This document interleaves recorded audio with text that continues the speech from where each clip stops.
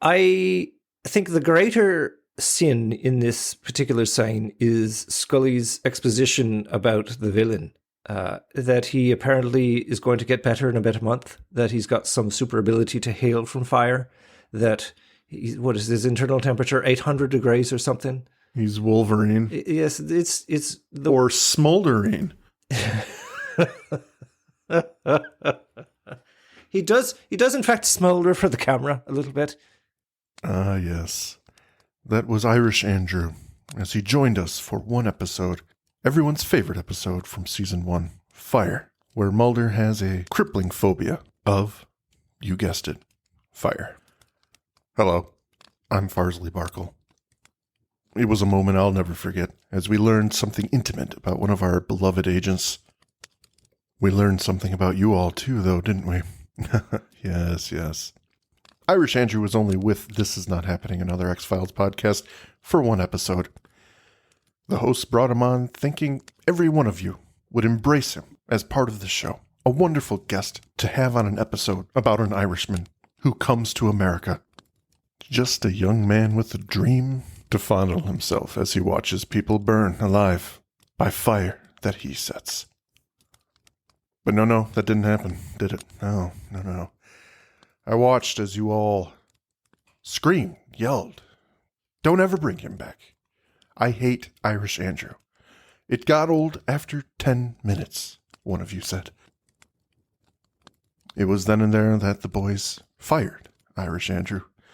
He was banned from the show, from ever returning.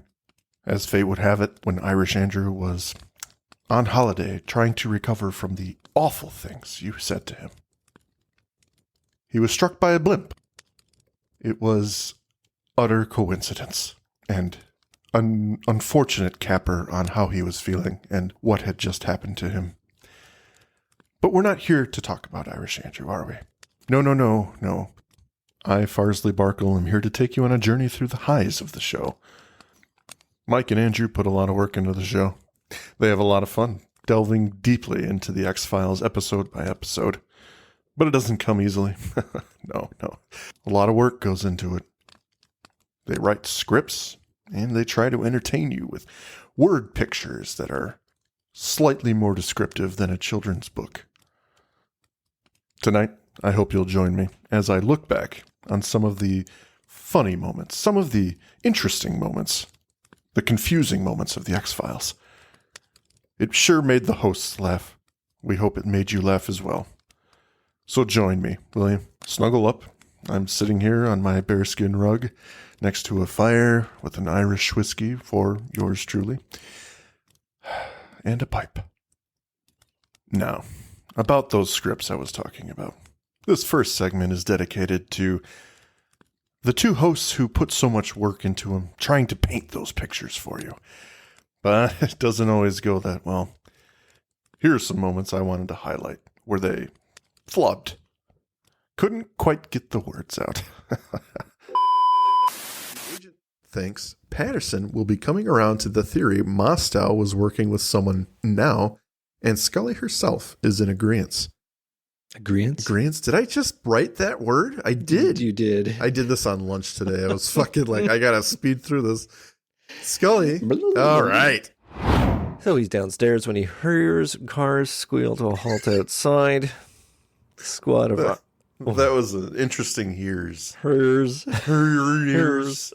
All right, but you saved it. I'm sorry. No, I'm doing it again now for that.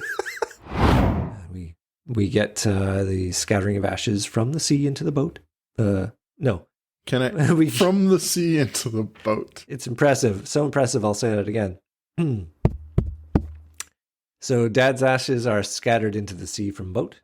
So Boggs then tells Scully that he'll deliver her father's message, but only if she's there when they execute him. There is his witness. Which I think is an interesting test. Yeah. I feel bad for Lucas. Or Henry. For Henry? Not Henry. God damn it. Luther. To say that again? Yeah. I feel bad.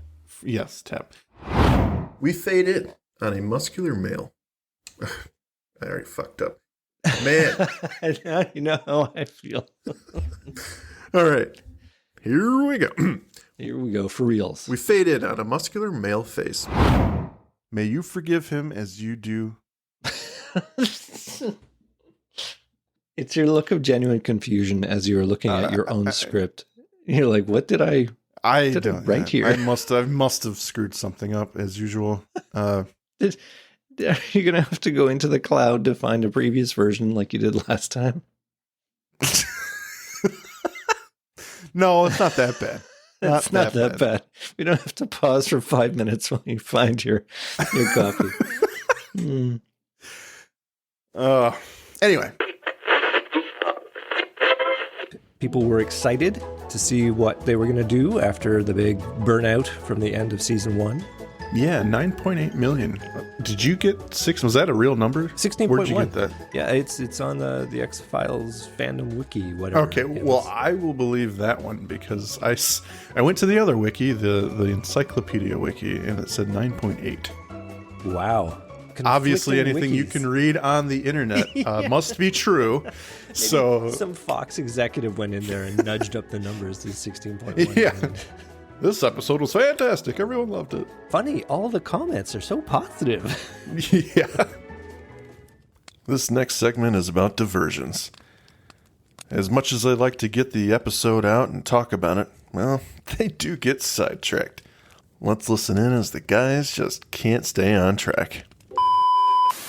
I didn't think you could get any excitement with a, the what do they call them? The funicular, the rail car going up the mountain, but somehow they managed to make it happen.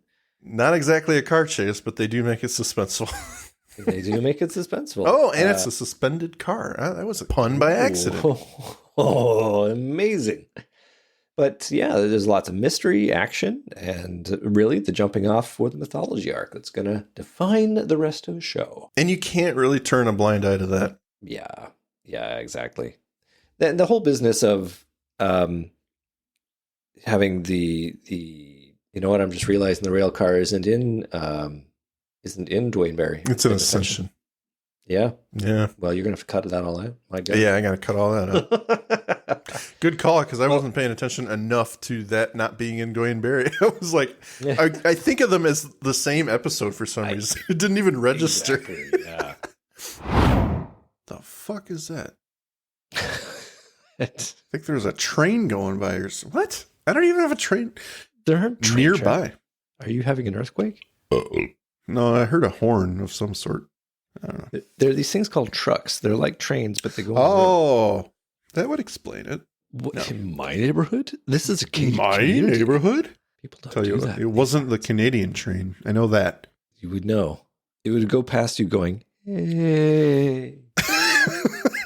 It reminds me of the Family Guy episode talking about the sirens for European cars. It's two gay men having sex. It's too good. So she puts away the file sharply. No, she's not going to go down there. Didn't happen. I'm sorry. It cuts to this old guy on a little tugboat giving her father's ashes the Donnie treatment from Big Lebowski. They do go right off. They just blow away. Yeah. I'm like, you're not succeeding here, sir. I have to say, it took me a bit to get that what they were doing was dispersing the ashes. When I first saw the family there, because it wasn't like a big urn, right? It was like this little salt shaker. It's like, it's like a handheld cup or something. Exactly. It's like the Grail from Indiana Jones.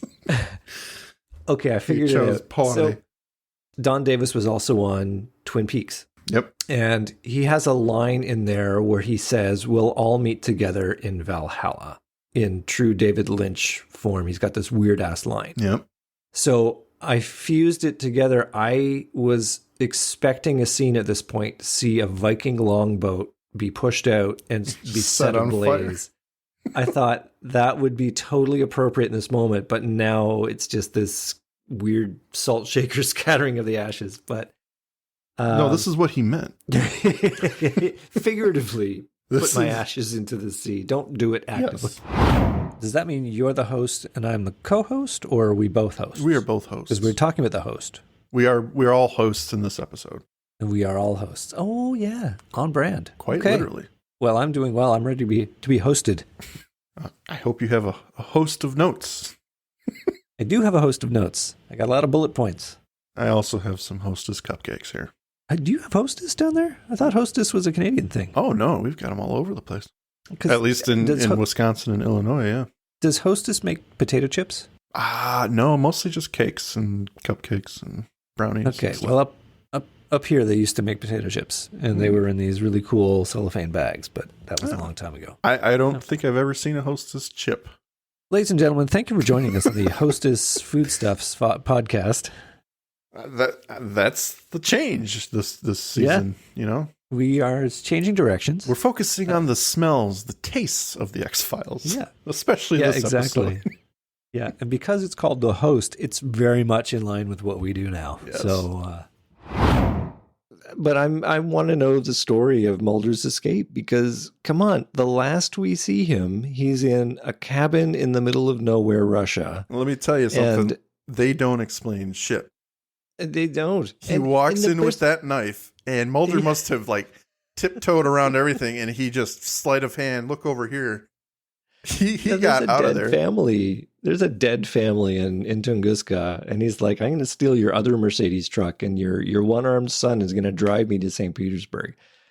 I mean, I don't know what that story is. He does start to tell it, because he says, it's been a crazy couple of days.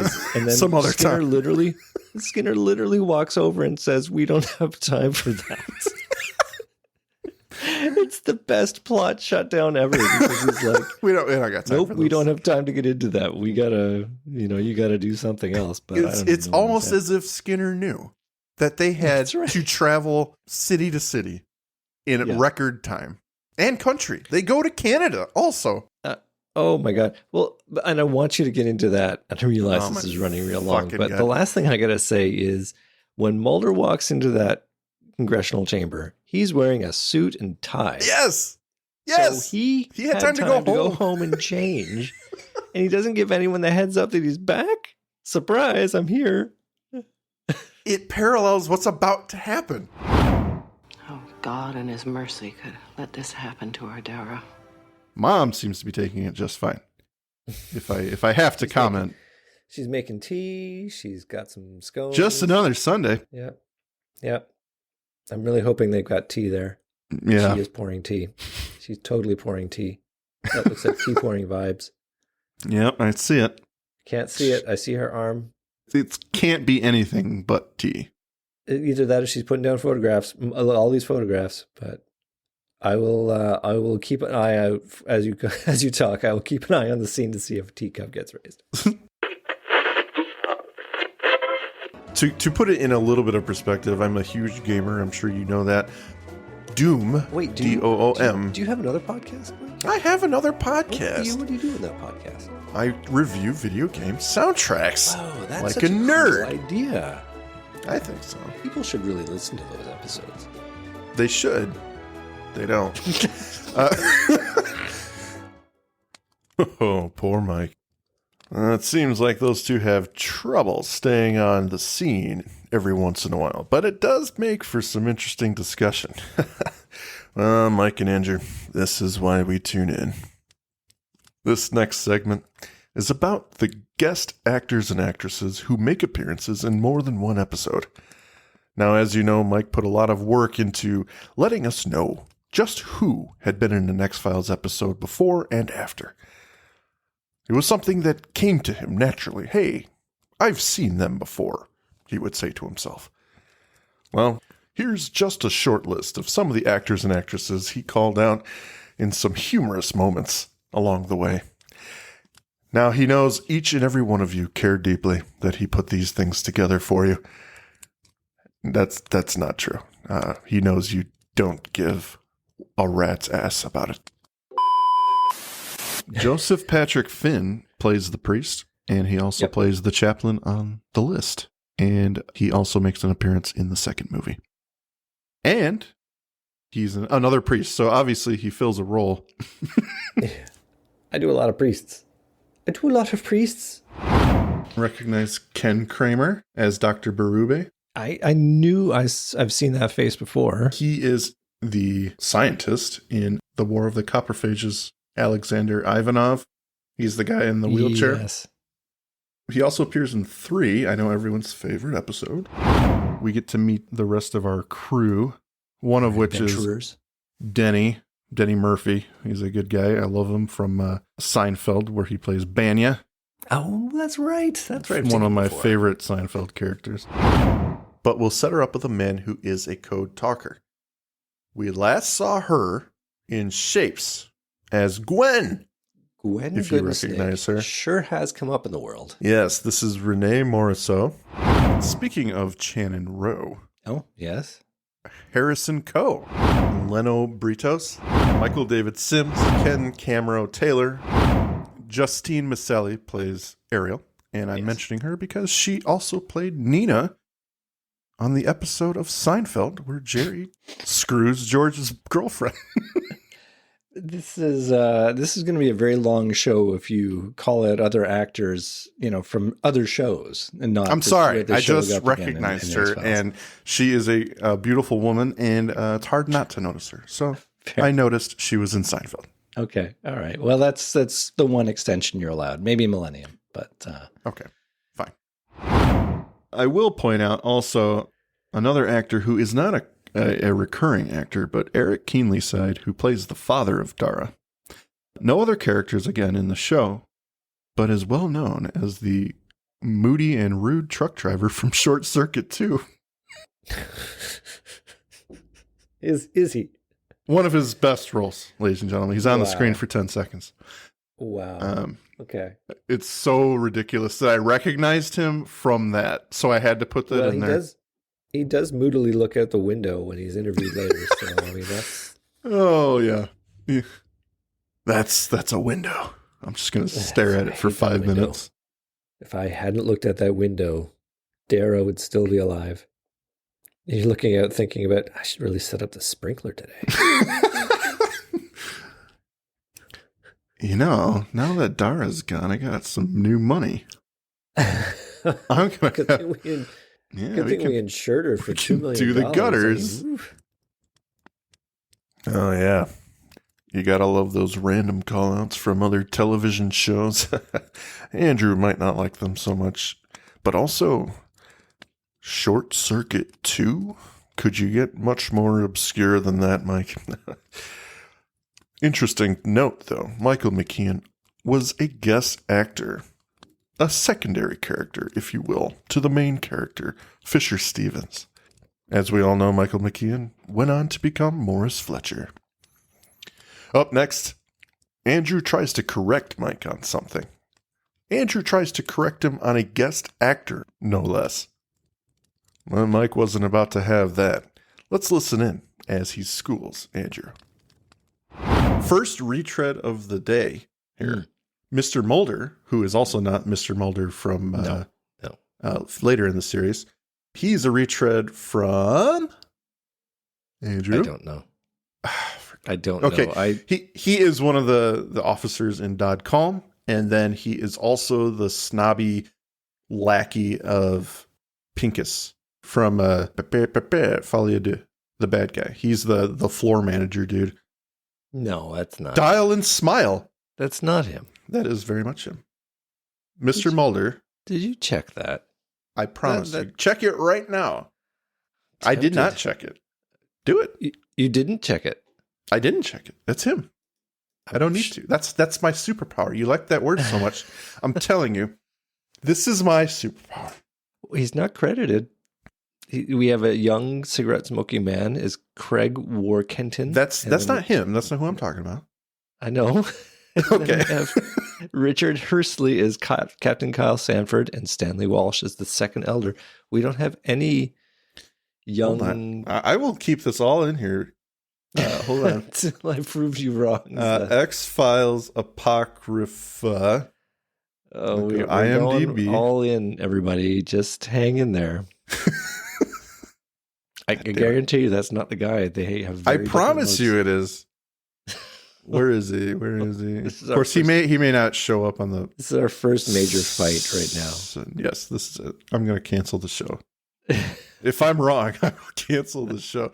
Right there, Dmitry Chepovetsky. I've said that name before on this show. You have. Look up Dmitry. I'll go to Folia and see. Is it really? Well, they've done a great job. They put a real mustache on him. They have no mustache. He looks the same in every goddamn episode. Okay, fine. Something with his hair makes him look different or something. No.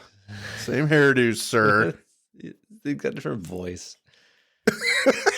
I don't know what it is. They have David Duchovny doing his voice. That must be because, or it would be great if they had, there's David Duchovny's father, not his father, but Bill Mulder, the Senior? Mulder the Elder, yes, in season 1. They got his voice. You can trust us, young man. Please tell us. It's your sister. Voice replaced both of them. Okay, well, that was a lovely diversion. Well, I'm a big enough man to admit where I'm wrong, and clearly you have out-interneted me to determine that you're I didn't right, even need so. the internet. That's how confident I was. You were unsure enough that you needed to go. No. I said absolutely not. I'm going to prove Andrew wrong. Beep, boop, pop. Well, Mike wasn't having that one. Andrew should know better than to come at him about a recurring actor or actress. It's just not a winning battle. However, despite Mike's keen eye, he does make mistakes, either not prepared or having missed someone. He's not impervious to being called out. Up next, we're going to look at a couple examples where Mike had a mistake, got the name wrong, or forgot someone entirely. Well, as you can imagine, or maybe you remember, didn't go well. Mike's ego got the best of him, and he couldn't let it go, almost shutting the show down. Well, Mike, here's looking at you. You got quite the talent, kid, but, you're just not perfect. Let's listen in as Andrew actually gets one over on Mike. They assume it's some wound she suffered in the line of duty, but she has no memory of it. The doctor removes it. Who is it, Andrew? The doctor? Yeah. That's Eddie Fort. No. Famous Eddie Fort. Alf You asked Humphreys. me. I thought you had an answer. I do have an answer. I just want to make It's sure on it's a right. sticky here somewhere. No, I've got it written down. It's Alf Humphreys, Oh. and he plays the doctor. And we've seen him in Space and Detour. Was he in space? I think I got these mixed up. Hold on. That's why I'm getting mixed up here. Yep, got the wrong actor. This is Forbes Angus. All right, do it again. This, Andrew, is Forbes Angus. Wait, the famous Forbes Angus? Oh, This is yes, we are. Karen Kosef, actor who you will tell me her name. Oh, you want me to give? Oh, shit. I thought you said you had the whole list prepared. I know who it You is. sounded so prepared. It's as Christine you started Wills. out. It's hold on. It's Licking Christine your lips Wills. and going through your notepad. You're like, She is retread the so our second retread is so and so. she is the FBI therapist that Yes. Scully went to see In in that other Irresistible. episode. Yes, Irresistible. Having a hard time. Can't talk to my partner, but Yes, you don't know our actor's exactly. name, so that's fine. I'm sorry, I didn't have it on hand. I clicked on the page and I got it right. Mike, you have one. So we're good. You have one job. I'm sorry. I will edit it to make it sound right. As long as you keep that part in. That is a What? very young Callum Keith Rennie. He gets like he's one of the Cylons on the new Battlestar Galactica. Oh, You have seen him before in a bunch of stuff. I have seen him. And he's also in another X-Files episode. I'm doing your job for you. He is Don't say it. Don't say it. I know what episode you're talking about. Don't where? you dare. Don't you dare. I will stop this podcast right now. This is his own thing. All right, where? Thank you for joining us, ladies and gentlemen. This is he appears if I'm not mistaken. Let me know if you need help. I'm here. Hold on. No. I fucking know it.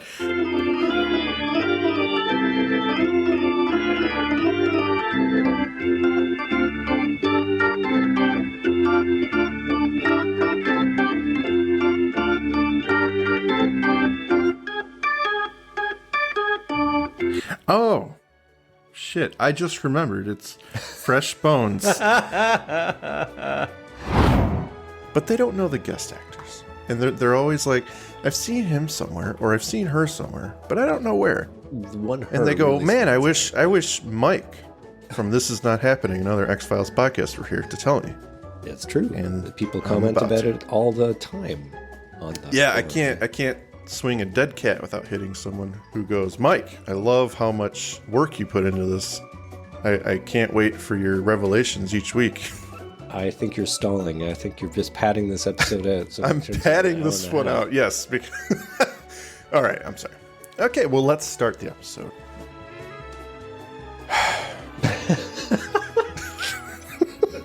Let's start. Giant pause. Let's start. Now, this isn't the first time we've seen the sunflower seeds? No, I can't imagine. I'm probably putting my foot in it, but I do not believe so. I'm going to say that right now. Cue listener comments. I Cue believe listener. the sunflower Episode seeds, 3, time code 1439. possibly in Tombs. I have a recollection that maybe. I said episode 3, so in the parking garage. Yeah, Parking garage. I think that's. Oh, Mike. Those were good times. Way back in season 1, I believe. Wow. Well, moving on. Our next segment's going to be shorter, but as much as the hosts love the X-Files, there are those moments where they're just as confused as you are. Yeah. Sometimes it's a question of whether or not the writers knew what they were doing or forgot key plot points. Here are some moments where the X-Files maybe toyed with reality and believability a little too much. Purpose or no, they did it, and it was weird. I think it's funny in this scene that he's talking about quarantine procedures because they have yet to do anything to ensure their own safety. Hodge saying we've taken all the necessary biological I know. safeguards. I'm like, what does that mean? Don't lick the body? I mean... Yeah. Yeah. Stay at least 6 inches away from the body at all times. Yeah. I question, though, the point of this whole interrogation. This is the AI trying to find out if Mulder knows where exactly it is so the thing can zap it. But it doesn't. But as we saw, it doesn't want to zap it. It wants to have it later. This episode's good. I know it. It's a pile of shit. So Mulder and Scully now are going to go off to the cemetery where Karen's father's buried. And I love how Scully brings up the very valid point that none of this is admissible, what we're doing here. And I just like how they're soloing this. Like, they obviously have no permission to do this. That's right. Mulder's like, grab a shovel. Yeah, exactly. Let's just dig this up ourselves. It's like, I have a hard time with the scene. Yeah. Not only that they have no permission, but that Scully's even going along with it. Absolutely. Like, there is a line that she would not cross. Yeah, and desecrating a grave is one of them. They have exhumed bodies in other episodes. First episode they did. Exactly. I feel like they have a precedent. There's a form you fill out for this, right? And yeah. I mean, Mulder's hand wave explanation of, we're not going to need permission anyway, if what I think is true. And it's like, you foresaw that the coffin would be filled with tree roots? I don't think so. I do like the scene, the shot. It's cool. It's a cool reveal. But yeah, I just don't believe that Scully would have allowed this to happen. Oh, absolutely not. She has established that they killed Howard. He did not commit suicide. She sees all this creepy stuff, backs up against the wall, and starts making weird sex noises.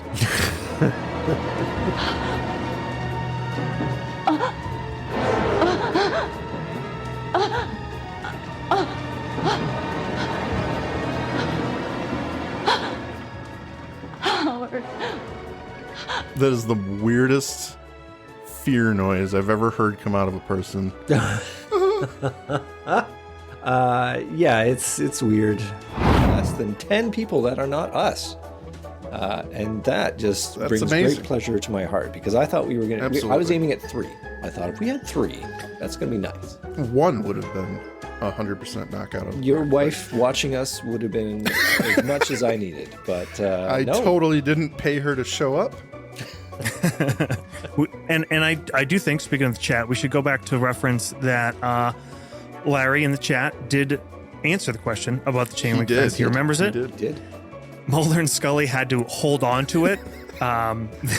So definitely did well to fake it not being able to get in, as he said. And they built it in a real hurry because they didn't want to flesh out the Markham character. I didn't mind, as Larry says. So, Yeah. Thank you, sir. All the hard-hitting questions that we have for you. It's that time, everyone. The Magus Media Production sales pitch. Please check out our homepage at magusmediaproductions.net so you can stay up to date on all of our shows. Check out our Facebook group, facebook.com/groups/Magus Media Productions, both of which have our Discord link on it, where you can join us for live shows as we record them for future release.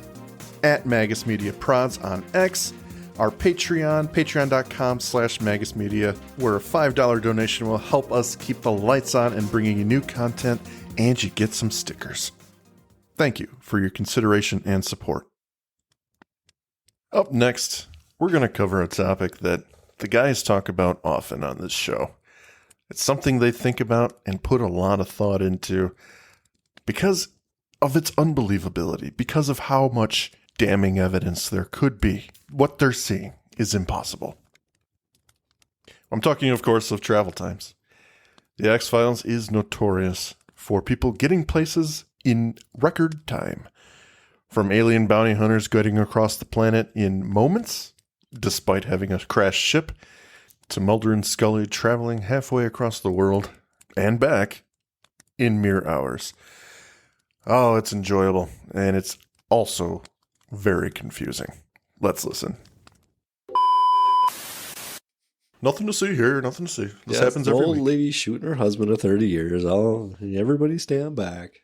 Yeah, it was incredibly fast. Considering Mulder just got there from his apartment down the hall. It's like, who called the police and how the fuck did they get here? She called the police before I'm going to kill my husband. Oh, that's great. Before I kill him. I want to play a game. On a truck loading dock, Mulder and Arlinsky unload a wooden crate. Perfectly sized for an ice block this size. This is such, I don't know. The plot loses me at this point where how, Right. how do they do this? You have to just accept it. They got the block of ice off this mountain with a helicopter somehow. There's a story behind that wooden crate. And it's like, who has got the woodman's, The craftsman. craftsmanship skills to make that between the two of them? Yep. Or what company did you hire in the mountains of the Yukon to come and box that sucker up and then put it on a truck, and then you drove it from the Yukon back to Washington? I mean, there's a flight in there. So what? Don't even get me started on the travel shenanigans there, because that is a 5-day journey over the Rockies. The least they could have done is have the warehouse in Canada. Arlinsky set it up beforehand or something. Make it a little bit more believable. Not believable, just a little bit more believable. Mike, I have it. Uh-oh. And we set it up in our previous episode. Uh-oh. Lucy at the FBI. Lucy, she was ready. Travel agency. See, at the touch of a button, Lucy, I got a problem. Don't you worry, Agent Mulder. I'm on top of it. What's that, Mulder? You need a crate? I got big. I got small. Extra big. Alien ice size. You just tell me how big you need. I got a crate guy. He's ready to go. His name's Ted. It's funny, he's in Yukon right now. Unbelievably, he's right. He's in the area. He's also pretty good with a shotgun. Would that be useful for you? Oh my God. Lucy, I love you. Yeah, we're going to come back to Lucy, that's for sure. So in the dark warehouse, They use a mechanical pulley system to raise the block of ice and lower it into warm water. And who the fuck, to add to the travel times, who the fuck knows where they got this or where this even is? Set it up in advance. Lucy is amazing. She is amazing. I can get you a pulley system, no problem. So you got a block of ice and you got something in it. You're gonna You need a vat of warm water? Microwave that. You're gonna need some warm water. Where is she? Is she in Brooklyn? Is that the accent where I'm just making one and doing a terrible job of it, so I apologize to our listeners. But I'm picturing her with long curly hair, kind of like Jane in Zero Sum, snapping gum. Oh, yeah. And she's definitely a gum chewer. Yep. Twirling her ringlets in her fingers as she's on the phone. Absolutely. Does crosswords while she waits by the phone for the calls. I think this is really coming together, Andrew. We're going to come back to this one so often. I can tell. They drove to Canada and he had no answers. They have a 22-hour car ride, and there is no clarity. Like, does he clam up the entire way until he gets there? I promise. Once we get there, I'll explain everything. You want some fries? Have to see it for yourself. One more, Andrew, alien that cannot fly. They have We made this comment in season 1 that they all must be intoxicated because they cannot land for the life of them. It's true. And not to derail this amazing opening, but I'm afraid to tell you that this is one of those scenes where I'm going to have a couple of bullet points. Oh boy, here we go. We haven't even started. Listen, Ghost in the Machine, we didn't even get out of the opening and I was tearing a strip off this thing. So okay. Have you finished explaining our you go ahead. Opening? That's about all that happens after the credits. Pretty much. Okay. Until we switch scenes. So I normally, when I watch a show, suspend my disbelief. But if there's one thing that's sort of like, wait a second, and then a second thing that's like, wait a second, and a third thing that's like, well, hold on a minute, then I immediately start sharpening my knives, and this scene has Slicing it all. And dicing. So okay. It begins with, it was up there for 20 minutes, and they're only now alerting the captain. Yes. Okay, I caught that too. We should talk to the captain about this. Oh no, he's having his special time. No, he's got his tea time right now. Yeah, he doesn't need to see. I mean, that's just a weather. Damn it, Johnson! How many times I got to tell you? You don't interrupt the captain during tea time. Yeah. Okay, so there's that, and then it's now hovering and seemingly, as you say, hovering with some skill. Alien pilot is piloting well.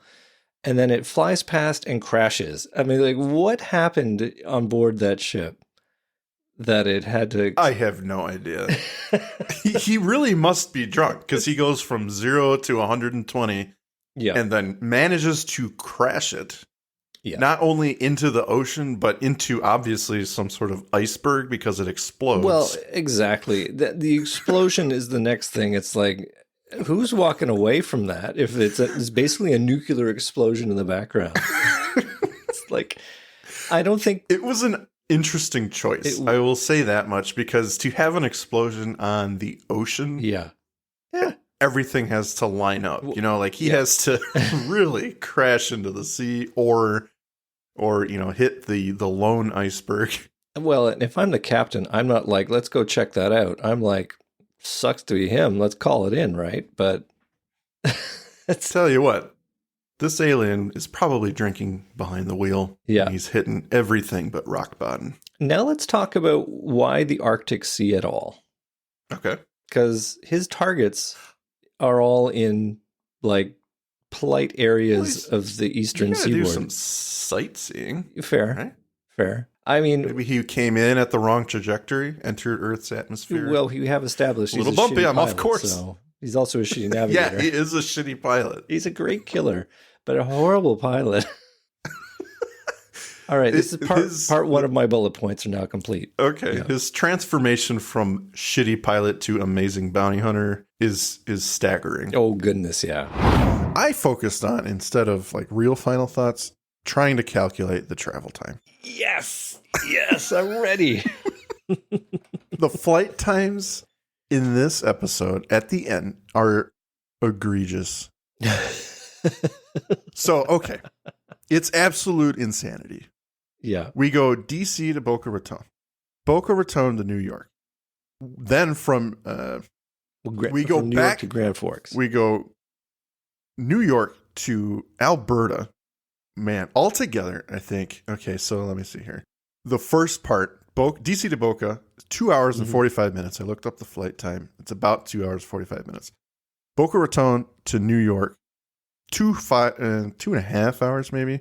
Is there even an airport in Boca Raton? I think you got to go to Orlando. I didn't go there, but okay. I did a little bit more. It's about a 2-hour drive from JFK to Otisville, which I think is the closest prison to JFK. Yeah, it would have been. Yeah. Let's just assume that the meeting in the prison was they arranged it on the phone in the drive to Otisville, and they were ready to take the agents in, and they got their interview done in 5 minutes. Let's believe that. It's then 2 hours back to New York City to fly to Alberta, which is 5 hours and 20 minutes away. We are sitting right now at about 14 hours and 40 minutes in just flight time and travel time. So, and it's daylight when they are in Winnipeg or wherever they are for the refinery sequence. So at this point, we just have to make this work a little bit better, we just have to assume all their destinations are conveniently located on the tarmac of the airports they're flying into. There's no travel time. Yeah. The prison is at JFK. It's Contempt of Congress prison in JFK. Yes. And they have brought the prisoner there. Okay, so from DC Congress, they hop a flight to Boca, investigate within minutes of landing, reboard the plane, take off to New York, interview the prisoner who's waiting for them conveniently at the prison that is on the tarmac. Yeah, JFK. It's a short couple minutes. They reboard the plane and fly to Alberta's famous oil refinery airport. Search the grounds for half an hour until it explodes. Mulder takes a shower at the airport with their convenient showers, reboard the plane again, and head back to DC, where they get a decent amount of sleep and make it to the hearing on time. That is clearly what happened. That's probably the worst we've ever seen. It's unbelievable. And you know what? Yeah. To top it all off, the bounty hunter is nowhere to be seen. So you can't even say they hitched a ride. Yeah. They could have given them the weekend. You know, it's Friday. Congress is in session over the weekend. We're picking this up Monday morning, 9 a.m. Agents, be there. Mulder is brought to a plant nursery where he finds his sister, much as she was when she was taken, an unaged mute and working as a farmhand alongside other children. The alien bounty hunter continues to pursue them to get his weapon back and kill Jeremiah Smith. A whole new arc of the mythology begins now in Season 4 of The X-Files. The unaged mute or something, because the way it sounded when you read it is much as she was when she was taken unaged mute and working as a farmhand. I think we could dump the unaged mute. Is that...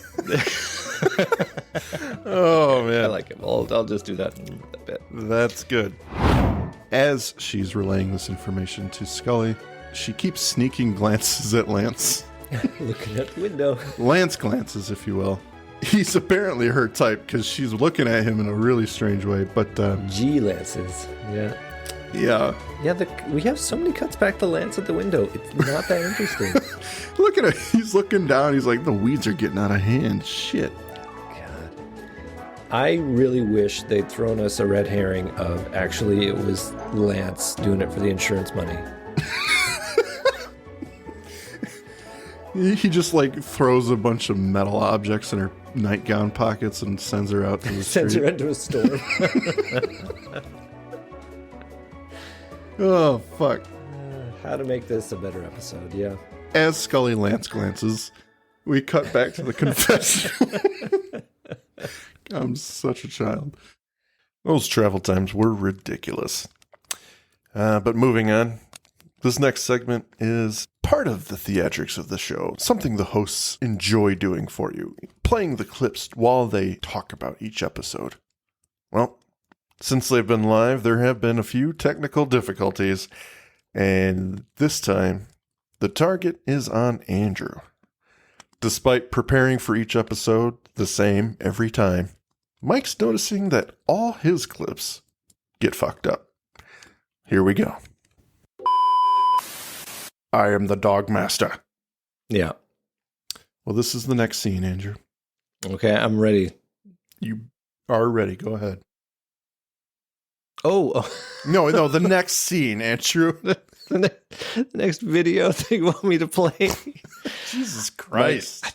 I think we need hand code. I think we need hand signals. You need to do this, like number 3 or something. Want me to play? Like an umpire. Steal second. Okay. Ladies and gentlemen, for those of you who haven't been here every week, this always happens with my clips. He's good to go on his. He's Johnny on the spot with his clips. But mine, nope. It's as if we didn't prepare anything. Mike, I am going to show you how the system works, and you can run your own goddamn clips. How's that? Whatever. Here we go. Play the fucking number clip. 3. 2. Clip number 2. But you said 3. Oh, You said 3. You were ruining the illusion for everyone. you're going to cut all this stuff out. It's going to be great. How do I keep track of your clips? All right, clip number 2, just like I planned. It's the car scene. There you go. Is wanted in relation to a double murder in 1929. He hurriedly grabs his cell phone, and I'm going to use this scene. All right, let's see. Oh, no, this isn't the right one. That's the wrong one. Hold on. No. There we go. No, here we are. This has got it. Here we go. Should be Mulder on the phone, I think. 3540. That's what you got in your message. 3450 to 3539. Goodness. All right, Andrew. Well, listen, it's been great up till now. Jesus Christ. Andrew, All right, here we go. God. Are you ready? Here it is. I'm ready. But Karen sits at her computer, and Scully comes in. It's time, Andrew, for a sit down. She pulls up a chair and unholsters her gun. If you so much as look at Mulder again, I will turn your head into a canoe. Wait a second. Hold on. I don't remember this. This is the next scene. The scene you wanted to play. Oh, okay. We'll see if you're factually correct as to the narrative. Here we go. Where's Fox?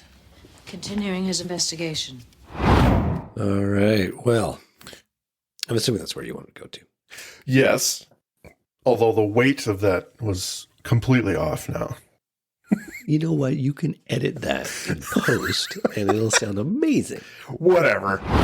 Well, I'm going to get a lot of support for the judicial options before us. Yes. Well, this is the final scene, I believe, Andrew. We're getting there.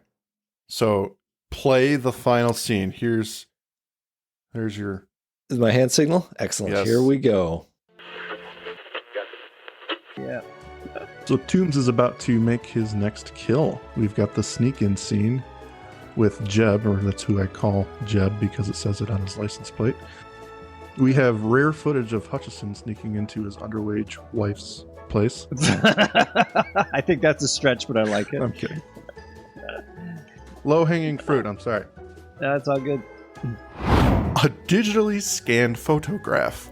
And listen, Man. 1995, it would have been a big deal. I'm surprised that the pictures weren't sent in like that ASCII thing where all the dots are made up of little numbers and letters. Little symbols.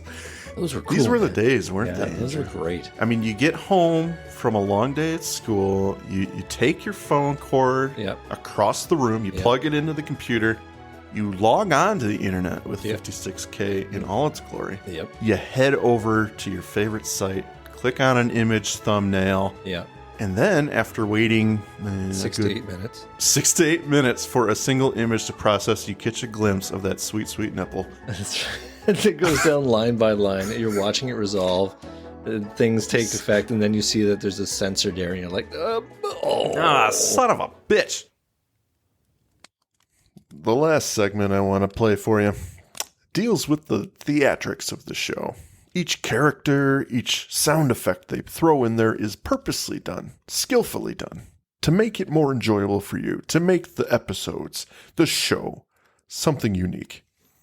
Here are some of my favorite moments for the show where it dealt specifically with theatrics. And boy, did it get crazy. Of course, the obvious draw from pop culture is Groundhog's Day, the nightmare-inducing romp through hell with Bill Murray. Actually, I do have a copy. Let me just... No!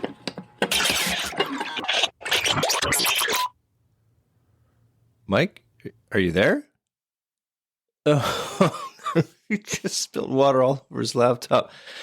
Well, I guess that's the show, ladies and gentlemen. Tune in next week when we find out whether or not Mike has spent $2,000 on a quality laptop. Well, Andrew, I got your gift, and I must say, my wife must have gotten a hold of you because it's pretty coincidental that she bought a strap-on and you got me a GIMP mask. No, your wife didn't reach out at all. That was just, I guess, what they would call a happy coincidence, really. That is quite the coincidence, but it is appreciated. Yeah, does it fit? Because I got the extra small. Oh, yeah. It fits. Had to squeeze in there, but, I'll make it work. Excellent. I'm sure you will. And I'm still awaiting your gift. I know you said that it's in the mail, and I believe that. So I'm sure any day. Any day it'll be there. Any day now. Any day. Good Just stuff. need to buy it. So I've played D&D, but I've never played it for money, and I was trying to figure out how that would work. Because I have no idea. It's almost like he's about to roll on some sort of treasure table, and if he rolls what he's asking for, the sword of wounding, then he's gonna take the pot or whatever. He's betting he's gonna. They're roll. like gambling on what items. I have never actually sat through a D&D game. My friends do play it, so I have no idea how they could. I can tell you that it's certainly not in the official rules, the gambling aspect in D&D. And certainly if I ever tried to play for money, I would never win because I always roll the opposite of what I want when it's time. Yeah, you know what? I'm just going to call our resident D&D player and get an answer to this.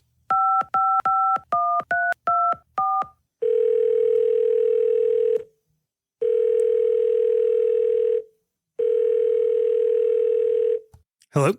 Hey, Josh, it's Mike. How you doing? Well, hello, Mike. Listen, brother, we're doing Unusual Suspects today, and we're coming across the scene where Langley is playing D&D, but he's not just playing it, he's making bets. As my resident D&D friend, I wanted to get your opinion on what he could be betting on. Nice nerdy question to delve into my speciality. Well, I figured you'd be the person to ask, given your expertise. Betting at a D&D table is nothing I've ever heard of. In the context of the episode, I guess it could be a few things. I mean, looking at the guys, you'd probably think maybe betting on who's gone the longest of a dry spell, if you know what I mean. But probably whoever's oldest. It could be rolling on loot. But if I had to put my money on it, I think what these guys are doing, I think Langley is taking his, I'm sure, highly optimized min-max character. And if I had to guess, I think Langley's a ranger guy or maybe a rogue, and he's doing like a little mock player versus player combat, betting that his little nerd character is going to beat the other nerd character. $50. That's what I'm saying. How's that? Hey man, I really appreciate it. That makes sense to me. Excellent. Well, I hope I could be of service, and looking forward to hearing the app, dude. Loving the show. When a high-speed car chase ends with the death of its passenger, the driver is taken into custody. He didn't kill her, nor did the police. So what happened? Agents discovered they take down the truck.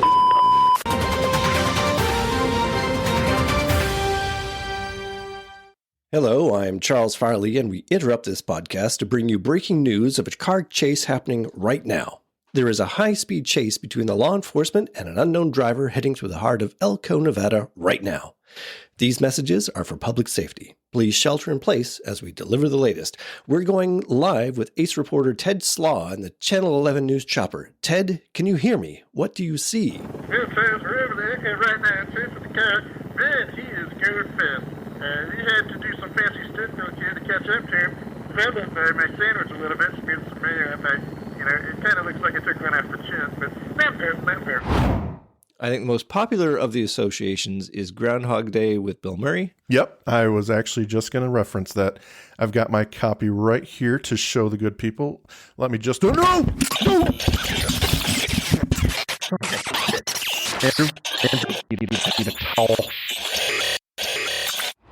And for something brand new, we're also going to celebrate the 3 worst episodes of... I'm sorry, what? Oh, That's right, they did do that last time. So it's nothing new, so you should know exactly what's happening.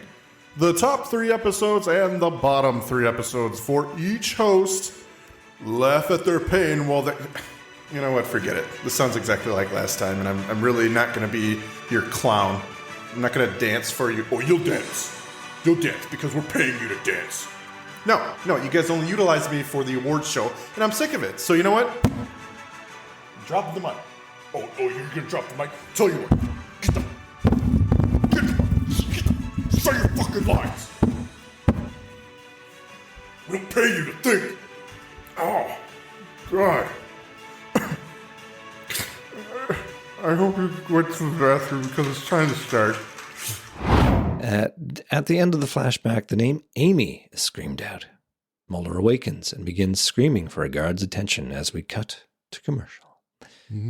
Probably for sleepy drugs, sleep easy, or no doze nose. Well, I don't know what you get. But are you haunted by memories of your past?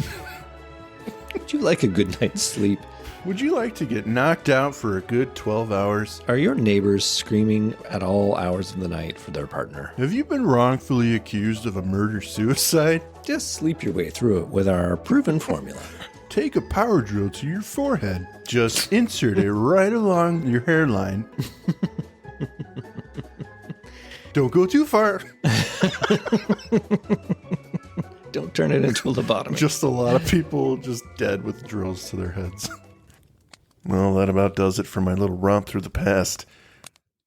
I want to thank you from the depths of Farsley Barkle's heart for joining me on this lovely journey. This is not happening in other X-Files podcasts. It's a truly unique show, and it wouldn't be the same without all of you. So thank you again, and take these parting clips as a token of my never-ending gratitude. And Mike and Andrew, thank you as well, even though they don't know that I'm doing this. In fact, they don't even know who I am, or that I'm on the payroll. 2 guys identified themselves as Sims lawyers, were there for only 15 minutes, just enough time to stage a good old hanging suicide. Yeah, that looks very uncomfortable. I think he's using his sheets wrong. I don't like to sleep like that. Prison sucks. You gotta use the sheets in a weird way. I've never seen a sheet before. At home, my wife does them horizontally. Here, they do them vertically. This isn't right. This isn't comfortable. He just doesn't know. He's never used a sheet before.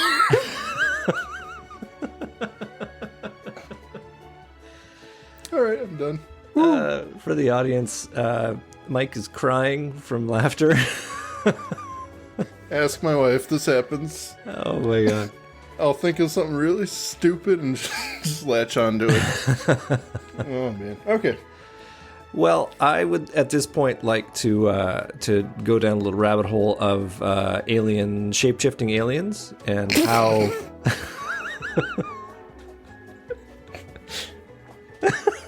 Keep going. Mike is done.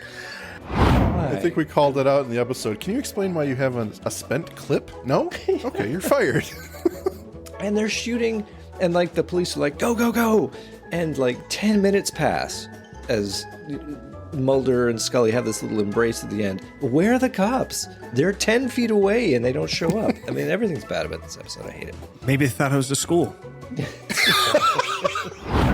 see if we can get some closer looks here. It's a green barracuda, but it's good. So Mrs. Scully is skeptical when she's confronted by this evidence, and I gotta say I was a little bit skeptical as well, especially when it come up with, there's a 60% chance we're related. Well, there's a 40% chance you're not related. But That should have been her line. If she had said that, I'd have a lot more respect for her in this episode. And then Scully would go, math checks out. Those two pricks are the hosts. I hope you enjoyed it. I know I did not. Actually, I did. You know what my favorite part was? You know what my favorite part of the show was? The lack of new ideas and creativity for the new award show. I'm gonna go find a dentist now because this fascist broke my tooth. The microphone. So we come back on the research vessel Alta in the Beaufort Sea in the Arctic Circle 2 weeks earlier. The crew on board ship Did you noticed call it something the high Beaufort above Sea? them. Did I? Is that wrong? I don't know. It's Beaufort? the Beaufort Sea, yeah. Okay. It's let me a just start that again. français chose là. So you That's true. yeah. But I liked you called it Okay. Beaufort. Beaufort. I thought it was funny. I was like, that's an interesting name. Well, that's the show, everyone. Thanks for watching and listening. I'm your host. No, I'm not your host. I'm the announcer clown. Now I'm going to go find a dentist because of my cracked tooth. Now I'm just gonna go to the bank and try to withdraw some dollars so I can find the dentist. Now, if you'll please excuse me, I'm going to go try and find the man who was behind the auditorium earlier with a foiled lab coat and a power drill. Now, I will be leaving here as it occurs to me that I'm probably going to be reduced to turning tricks in the back of Cadillac because I sure as shit don't get paid enough from these two fucking assholes. The Emily that they had before lost it. She just, I wouldn't blame yeah, her. that was just like time to get a new Emily. Yep. They do a technique in this which is really effective because, like, I think maybe to avoid freaking out Emily number 2, they don't show her in the machine. They don't show her, Yeah. her reaction. But as you say, the sound effects kind of sell it. What really sells it is Scully's reaction as she's watching this happen, and she's sort of just jerking with each of the clunks or whatever. It's just really, it's well shot. I mean, kudos to Kim Manners for how he puts it together. Yeah. Well, they show somebody going in a bag of potatoes or something. But yeah, a bag of potatoes with a little face drawn on it and a wig. They're not going to take the risk of losing a second girl. They don't want to do the casting again.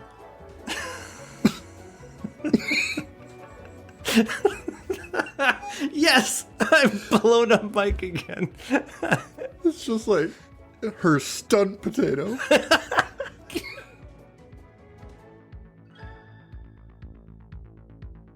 Thank you for listening to today's episode. If you liked what you heard, please rate and review on your podcast app of choice. Andrew and I would be eternally grateful to you fine people for helping us expand and get the word out. Also, we've got a killer group on Facebook. Feel free to join in on the discussion at facebook.com/groups/thisisnothappeningpod and become an official member of the syndicate. We do polls and we have questions for every episode to give you guys the opportunity to chime in and possibly let your voice be heard on our recordings. And please join us on our new Twitter at TINHXFilesPod, no dash, to stay up to date on everything, moment to moment. Thank you, and remember, don't stop swimming. The robber looks back at her as his breath intensifies. Yeah, it does. He flicks the switch. Oh! God damn it, mother... Should have had a fucking lid.